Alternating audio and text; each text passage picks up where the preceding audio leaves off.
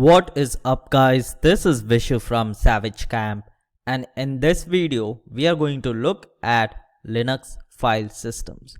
So to understand Linux, you have to understand the file system structure that is present in Linux. So if I do an ls-l, this is going to give me the current files in the directory. But if I do a pwd, you will see that we are in /root, which is not the main directory in Linux. In Linux, everything resides under /. So / is called the father of the file systems because every file system is under /. So when I do /root or /temp, I'm actually saying this file system root or temp is under /. So you will always see like services, scripts, all these things would be always under /something. So we have a lot of file systems over here and we are going to cover half of them in this video. So let's start with the most common one, which is /root. If you have root access to a file system, you are in /root. So if I do an ls-l /root, you will see we only have the files that we created. If I clear my screen and I come over here, it says contains all files required to boot before other file systems are mounted. So I'm going to do rm-rf and remove everything with Vishu, and rm-rf is remove and rf is recursively and forcefully. So if I do an ls rm-rf dir and star will remove anything that starts with dir. So the only thing that this machine needed to start was this original ks.cfg, and these have a bunch of stuff that we are not going to go over in this video, but just understand this file was needed to boot this operating system, and other file systems in this operating system were mounted because of this file. It looks like it is some kind of script from DigitalOcean. So the second one we have is /bin, which is user executable files. Now user executable files means that there are two types of users in Linux. One is the root user, which has permission to do everything. The second one is the normal users, which have limited permissions. So a normal user can do basic stuff, but he cannot do stuff that can break the system, which means like in Windows we have administrators, in Linux we have root.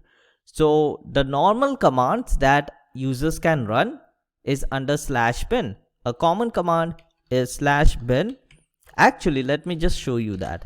If I do a /bin and double tab, it's going to give me 817 possibilities. These are all the commands that the user can run. Bin df, df is disk usage, so I can do /bin /df and /temp, and it is going to give me the file usage of temp. So that is what bin does. It gives it holds the scripts that the user can use to get information about the system. /boot is very easy. Anything that your system needs to boot is in /boot, and it is one of the most important file systems. If you delete anything in /boot, don't expect your machine to work.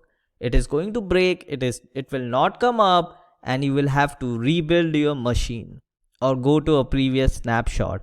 /dev is where hardware connected to the device are there. So if I do an ls/dev, we will see our hard disk, and we have these TTYs. We don't need to worry about this right now.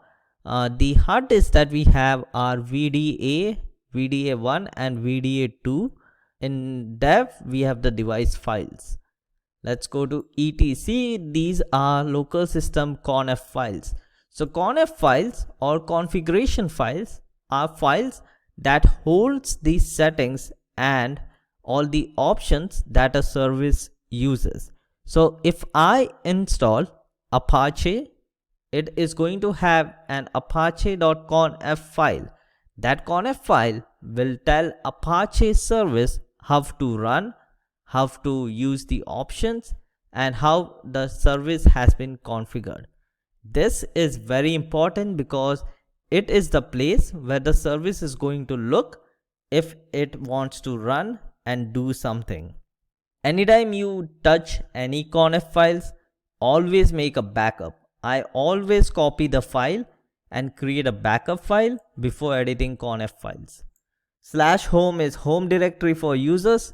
This is where you can put whatever documents you have, whatever music you have, whatever videos you have, whatever maybe like games you have.